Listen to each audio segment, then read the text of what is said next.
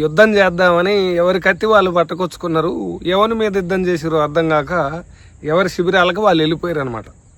తెలంగాణలో 42% రిజర్వేషన్ పంచాయతీ ఏదైతే ఉందో అది క్రియేట్ చేసిన పొలిటికల్ సిచ్యువేషన్ అనమాట. అది అందరూ అన్ని రాజకీయ పార్టీలు, బీజేపీ కావచ్చు, బీఆర్ఎస్ కావచ్చు, కాంగ్రెస్ కావచ్చు, చివరికి కమ్యూనిస్టులు కూడా రోడ్డు మీదకి వచ్చి బీసీలకి 42% రిజర్వేషన్ ఇవ్వాల్సిందే, అది రాజ్యాంగబద్ధమైన వాటా దక్కాలని పెద్ద పెద్ద నినాదాలు ఇచ్చిర్రు, పెద్ద పెద్ద హామీలు ఇచ్చిర్రు, భీషణ ప్రతిజ్ఞలు కూడా చేసిర్రు అనమాట. మరి అసలు విషయం ఏందో మనం అర్థం చేసుకోవాల్సిన అవసరం ఉంది కదా. ఈ మొత్తం సినిమాలో కాంగ్రెస్ పార్టీ మొదటి ముద్దాయి. తెలంగాణలో 2018లో పంచాయతీరాజ్ చట్టం అని ఒకటి ఉంది. దాంట్లో 285A అనే ఒక నిబంధన ఉంది. అది 50% సీలింగ్ ఉండాలి లోకల్ బాడీ ఎలక్షన్స్లో అని చెప్తా ఉందన్నమాట. దాన్ని కనీసం సవరణ చేయకుండా ఆదరబాదరగా పోయి జీవో నెంబర్ 9 అనేది ఇచ్చిర్రు. తర్వాత ఏమంటారు, హైకోర్టుకు పోయింది ఆ ఇష్యూ. హైకోర్టు కూడా ఎలక్షన్స్ మీరు ఎట్లా పెడతారు, 285 క్లాజ్ ఉంది కదా, దాన్ని సవరించకుండా ఎట్లా పెడతారు, 50% సీలింగ్ ఉంది కదా అని పిటిషనర్స్ ఆర్గ్యూ చేసినప్పుడు కాంగ్రెస్ భాగవతం అంతా బయటపడ్డది అనమాట.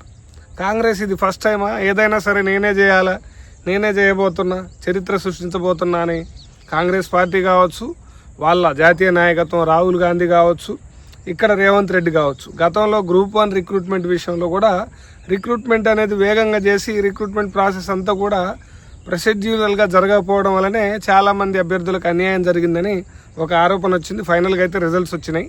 అదంతా పక్కన పెడితే మరి కాంగ్రెస్కి సోయి ఉండాలి కదా. ఇంకో విచిత్రమైన విషయం ఏంటంటే కాంగ్రెస్ పార్టీది డిఎంకే పార్టీతోనే మంచి స్నేహ సంబంధాలు కలిగి ఉన్నాడు మన ముఖ్యమంత్రి రేవంత్ రెడ్డి.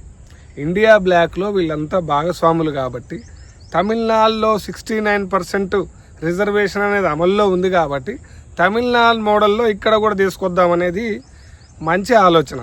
అయితే పిటిషనర్స్ కోర్టులో వాదించేటప్పుడు ఏం చెప్తా ఉన్నారు, 15% ఎస్సీలకి, 10% ఎస్టీలకి, బీసీలకి 42%, అంటే మొత్తం కలిపి 67 వస్తుంది. ఇది 50%, అంటే ఇందిరా సహాని కేసులో సుప్రీంకోర్టు ఇచ్చిన తీర్పు ప్రకారం అంటే 50% సీలింగ్ దాటి రిజర్వేషన్ ఇవ్వద్దు అన్నదాన్ని ఇది దాటుతుందని చెప్పినప్పుడు మరి తమిళనాడులో ఏం జరిగి ఉంటుంది, తమిళనాడు కాన్సెప్ట్లో అసలు 69% రిజర్వేషను ఎందుకు ఇచ్చిర్రు, మిగతా రాష్ట్రాలలో ఎందుకు లేదు, తమిళనాడుకే ఆ ప్రత్యేకమైనటువంటి అవకాశం ఎందుకుందో స్టడీ చేయాల్సిన బాధ్యత మన ప్రభుత్వాన్ని కాదా, కాంగ్రెస్ పార్టీది కాదా?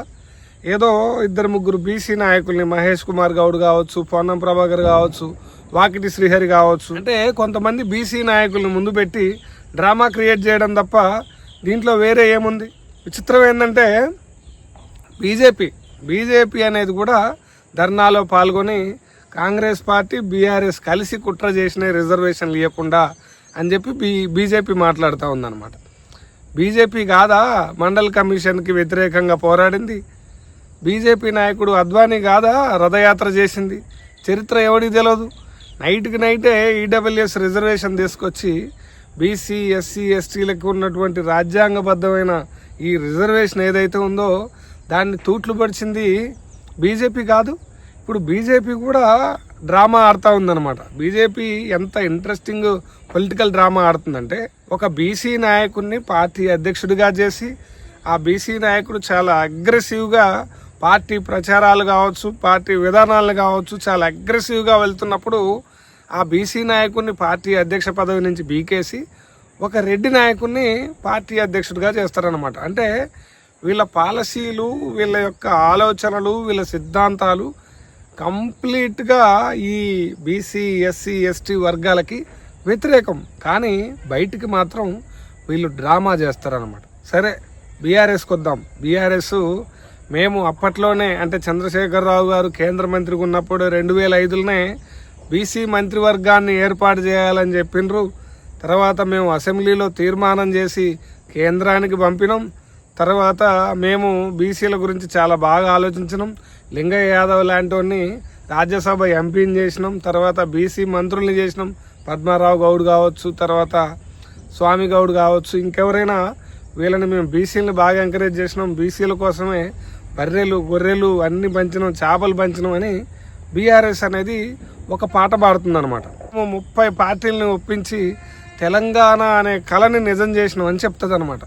30 పార్టీలని ఒప్పించి తెలంగాణ తెచ్చిన కేసీఆర్కి బీసీ రిజర్వేషన్ విషయంలో 42% లేకపోతే ఎంతైతే అంత సెన్సెస్ ప్రకారం, కాస్ట్ సెన్సెస్ ప్రకారము బీసీలకు రిజర్వేషన్ వచ్చే విధంగా కృషి చేయడం 10 ఏళ్లలో కుదరలేదా? అంటే మీరు ఇక్కడ ఒక విషయం ఏం అర్థం చేసుకోవాలంటే, బీసీ రిజర్వేషన్ల విషయంలో కావచ్చు, ఎస్సీ రిజర్వేషన్లో కావచ్చు, ఎస్టీ రిజర్వేషన్లో కావచ్చు, ఏ రిజర్వేషన్స్లోనైనా సరే ఈ అన్ని పార్టీలు దొంగ పార్టీలే. ఎందుకంటే ఆర్ఎస్ నుంచి తీసుకుంటే పద్మారావు గౌడో లేకపోతే ఇంకెవరో ఒక బీసీ ఫేస్లోకి ఇద్దరిని పెట్టి బీసీ రాజకీయాన్ని మాట్లాడిస్తారనమాట. అదే బీజేపీని తీసుకుంటే బండి సంజయో లేకపోతే ఈటెల రాజేందర్నో ముందర పెట్టి మాట్లాడిస్తారు. కాంగ్రెస్ని తీసుకుంటే పొన్నం ప్రభాకరు, వాకిటి శ్రీహరితోని బీసీ రాజకీయాల గురించి మాట్లాడిస్తారనమాట. అంటే ఇదంతా ఒక పొలిటికల్ డ్రామా క్రియేట్ చేసుకుంటా బీసీ, ఎస్సీ, ఎస్టీలని మోసం చేసుకుంటా ఈ అన్ని అప్పర్ కాస్ట్ పొలిటికల్ పార్టీస్ అన్నీ చాలా పెద్ద డ్రామా చేస్తూ ఉన్నాయన్నమాట. ఇది మనందరం అర్థం చేసుకోవాల్సిన అంశం.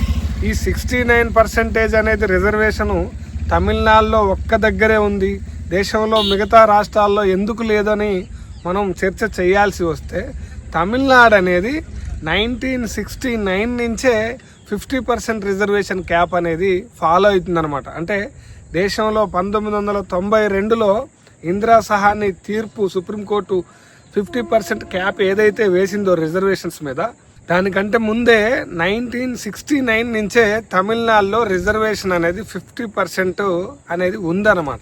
వాళ్ళు దాన్ని తర్వాత 69% చేసుకున్నారనమాట. అట్లా తమిళనాడు అనేది ఏంటంటే రాజ్యాంగబద్ధంగా 9th షెడ్యూల్లో తమిళనాడు రిజర్వేషన్ యాక్ట్ ఏదైతే ఉందో ఆనాటి పివి నరసింహరావు గవర్నమెంటు 9th షెడ్యూల్లో దాన్ని చేర్చిందనమాట. అంటే కాన్స్టిట్యూషనల్గా ఇమ్యూన్ అనమాట. అంటే జ్యుడిషియల్ రివ్యూకి కూడా అది ఎక్సెప్షన్ అనమాట. అయితే తర్వాత వచ్చిన సుప్రీంకోర్టు జడ్జిమెంట్స్ కావచ్చు, న్యాయ కమిషన్ యొక్క తీర్పులు కావచ్చు, ఏం చెప్పినాయి అంటే తమిళనాడు రిజర్వేషన్ యాక్ట్ ఏదైతే ఉందో అది జ్యుడిషియల్ రివ్యూకి ఏమి ఎక్సెప్షన్ కాదు. ఒకవేళ కాన్స్టిట్యూషన్కి ఉన్నటువంటి బేసిక్ స్ట్రక్చర్ని కనుక అది ఒకవేళ బ్రీచ్ చేస్తే దాన్ని కూడా రివ్యూ చేసే అవకాశాలు ఉంటాయని చెప్పిందనమాట. అంటే ఇందాక మనం మాట్లాడుకున్నాం కదా, ఒక రిజర్వేషన్ మీద ఒక బేసిక్ ఐడియా లేకుండా, అంటే 2018లో ఒక చట్టం ఉందని తెలవకుండా, 285A అనే ఒక క్లాజ్ ఉందని తెలవకుండా, దేశంలో రిజర్వేషన్ అనేది ఎట్లా అమలవుతుందో ఒక ఐడియా లేకుండా కాంగ్రెస్ పార్టీ ఒక డ్రామా చేస్తూ ఉంది తెలంగాణలో. బీఆర్ఎస్ ఏమంటది, మేము అప్పట్లో చేసినాం, మేము విరగదీసినాం, పొడిచినాం, అసెంబ్లీలో తీర్మానం చేసి కేంద్రానికి పంపినాం, బీసీ మినిస్ట్రీ పెట్టమని చెప్పినాం అంటాడు. అంటే ఏ రాష్ట్రంలో ఎలాంటి రిజర్వేషన్ అమల్లో ఉంది, అసలు రాజ్యాంగం రిజర్వేషన్ల గురించి ఏం చెప్తా ఉంది, దానికి వచ్చే లీగల్ కాంప్లెక్సిటీస్ ఏంది, కాన్స్టిట్యూషనల్ ఇష్యూస్ ఏంది అనేది ఒక బేసిక్ ఐడియా లేకుండా రిజర్వేషన్ అనేది ఒక పొలిటికల్ డ్రామా లాగా ఈ అన్ని పొలిటికల్ పార్టీస్ ఒక దగ్గరికి చేరి డ్రామా ఆడుతున్నాయి అన్నమాట. ఈ రిజర్వేషన్ ఇష్యూ అనేది ఎంత కామెడీ ఇష్యూ అయిందంటే, ఎమ్మెల్సీ కల్వకుంట్ల కవిత గారి కొడుకు వచ్చి బీసీది వాళ్ళకి ఇచ్చేయాలి అని వచ్చి దాని తెలుగులో మాట్లాడతారనమాట. అంటే రిజర్వేషన్లు అనేవి, బీసీ రిజర్వేషన్లు అనేవి అంత కామెడీగా మారిపోయినాయి అనమాట. మీ ఆలోచనలు ఏందో కామెంట్ సెక్షన్లో చెప్పండి. Thank you so much.